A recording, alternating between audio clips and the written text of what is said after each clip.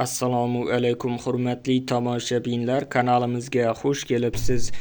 Videoni ko'rishdan oldin kanalimizga obuna bo'lib qo'yishni unutmang. 21-yanvar kuni amalda bo'ladigan valyutalar kursi bilan tanishing. 1 AQSh dollari 12.073 so'm 29 tiyin bo'lib 21 so'm 58 tiyinga qimmatladi. 1 yevro kursi 14.158 so'm 35 tiyin bo'lib 149 so'm 44 tiyinga qimmatladi. 1 Rossiya rubli 155 so'm 16 tiyin bo'lib 47 tiyinga qimmatladi. 1 qozoq tengesi 23 so'm 78 tiyin bo'lib 12 tiyinga qimmatladi. Videomiz yoqqan bo'lsa like bosing, kanalimizga obuna bo'ling.